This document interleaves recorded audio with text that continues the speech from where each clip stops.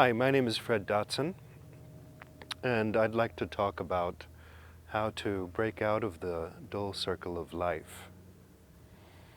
Um, if you've been around for a while, you may have noticed that people's lives are rather repetitive, okay? That people are caught in their own circle of actions that are predictable, okay? I can predict most people's opinions and actions and ways of being and goals and whether they're going to succeed or not just by observing them for a little bit.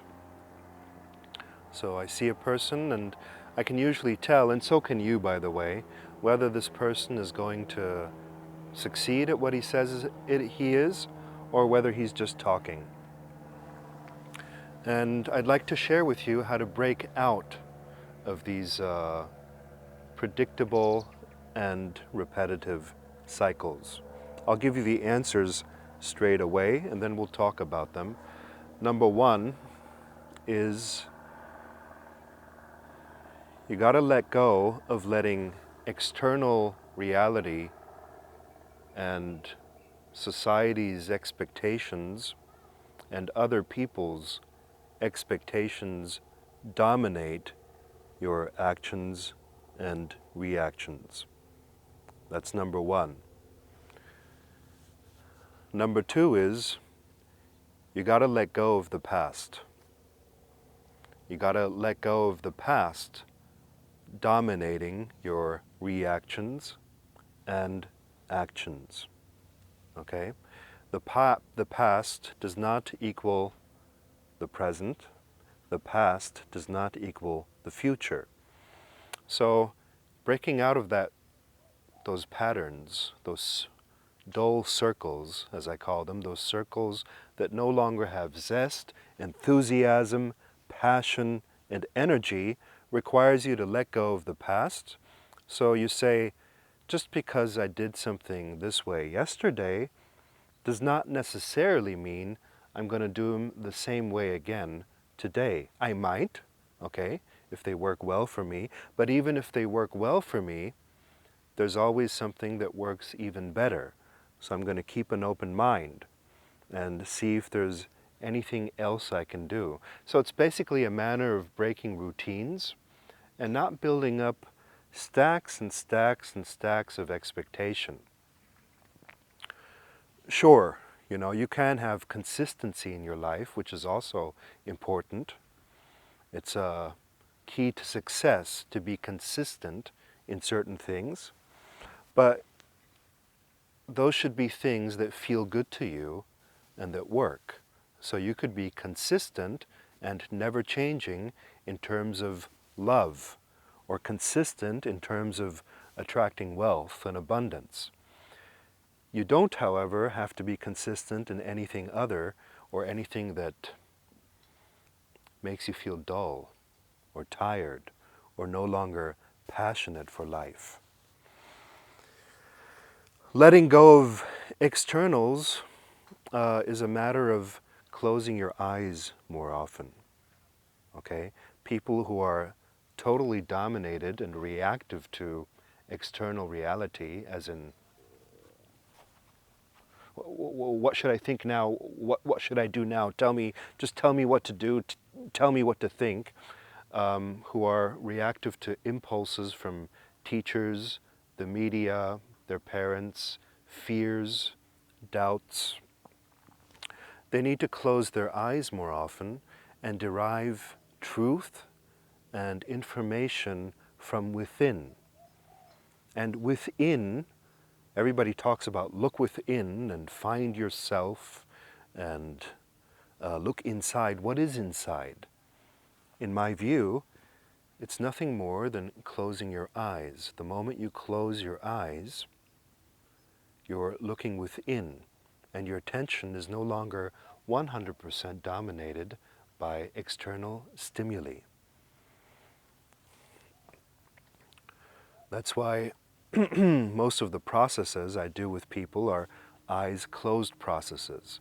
People call that imagination and emotion and memory and dreams, And all that is looking within.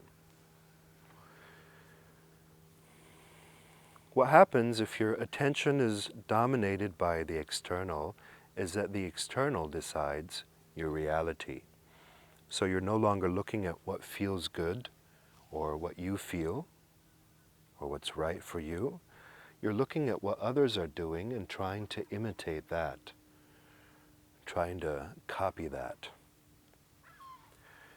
If you want to create reality according to your dreams, you got to put more attention on your imagination and your dreams than on what's going on. Why? Because you always get more of what you focus on. You always get more of what you put attention to. And if I'm putting attention to what's around me, what do you think I'm going to get more of? I'm going to get more of what's around me. And if what's around me is beautiful, that's fine. That means I'm going to get more of what's beautiful, and more and more and more, but it's going to stay that way forever. So if I want any sort of change, I got to find that change not in what is around me, but in what is inside. And as I give what is inside and what feels good to me more and more attention, I warm it up, and it starts generating emotion and energy and momentum. And as I focus on one image, for example, every single day, more and more and more, it gets a life of its own and starts influencing my behavior, my perception. It's as if you're attracting these things into your life. Okay? It's an interesting fact, a scientific fact, is that your eyes never perceive the present. Your eyes are always perceiving the past. How so? Why is that? Well, it's because it takes some time, very little time, but it does take some time for light to travel and hit your irises. That means everything you're seeing is not really what is there right now, but what was there just a moment ago. Okay, and it took some time to travel and hit your eyes. Just like when you look at the stars at night, you may not know this, but when you look at the stars, you're not seeing what is there right now, you're seeing what was there billions of years ago, because it took some time for that light to travel to your eyes. That means when you're looking, when you're using your eyes, you're not really seeing 100% reality, 100% truth. That's why we say in colloquial language, eyes or looks may be deceiving, or not all that glitters is gold. Placing too much reliance only on what you see will deceive you. Okay? We also say, don't judge a book by its cover, and so forth. So you have other faculties within yourself to get closer to truth and to the true present moment, and those faculties are hearing, feeling, touching, smelling, sensing, intuitively sensing. Okay, it's not all about the eyes. Another interesting fact is that the eyes are much more connected to the activity of the mind, because the mind operates in images. And if you want to calm your mind, make your mind more strong and more focused and more calm, it's good for one thing you can do is just focus on your hearing for a while, on the sounds you hear, because the sounds you hear are more connected to your feelings. So if you just close your eyes for a moment and listen.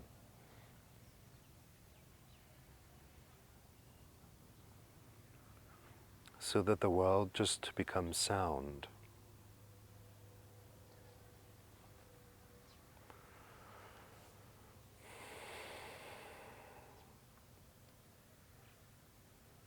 I sometimes blindfold myself for a whole day,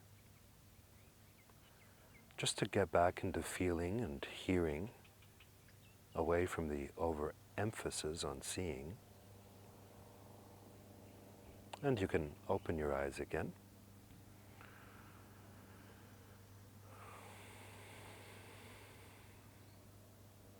It can be anything other than seeing in our state in society today. It can be smelling, tasting, touching. All that is going to get you away from over-reliance on seeing and external reality.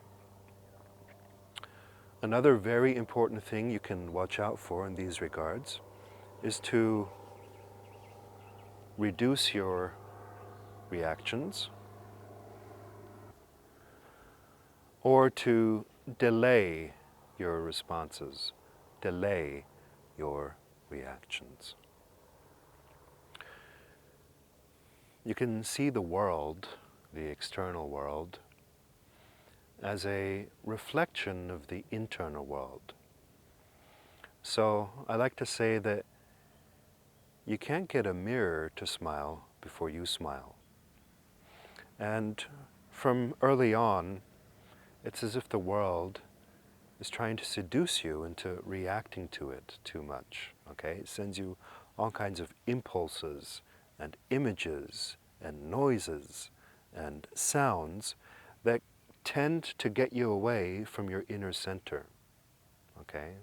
It's like the phone rings, and most people instantly, they go like this, and they subtly create tension in their body, and they grab the phone without thinking. They instantly react to the external. And if you've spent some time with me in my live seminars, for example, you'll notice that my reactions are either reduced or delayed. I'm not going to instantly react to negativity, especially. So when negativity comes my way, I'm going to give it some time to feel and to think whether I want to even react and how I want to react. Okay? And you'll see that reduced reaction and delayed reaction will help you a long way in succeeding in everything you want, so that you're no longer a pawn in other people's game. You're no longer a puppet of external reality. You first come to yourself and feel inside, and this will help you in fights with your spouse. It'll help you in your business. It'll help you to make more intuitive and wiser decisions. Just the act of delaying and reducing your responses to the external. Just that alone.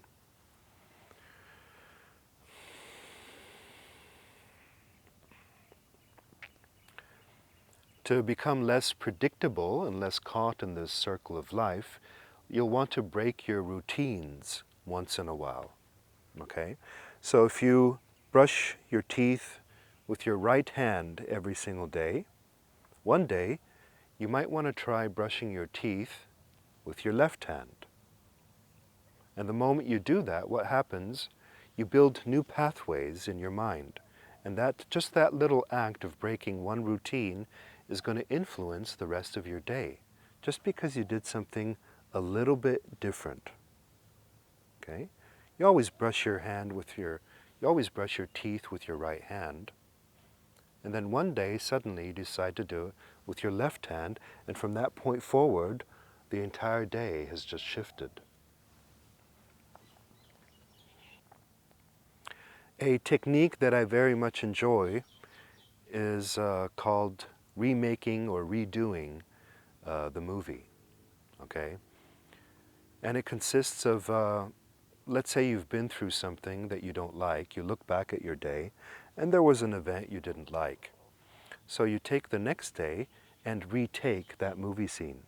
You try to do the same thing again in a higher version. Let's say, for example, you had breakfast with your spouse, or you had breakfast without your spouse, and the breakfast you had wasn't that good, and there was no communication with anybody, and then you rushed out of the house.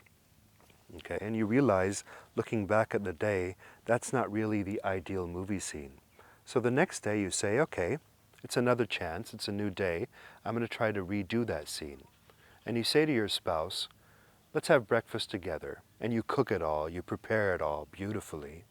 You sit down, you eat consciously, you eat good food, and you've just retaken that scene. You've just improved that little aspect of your life.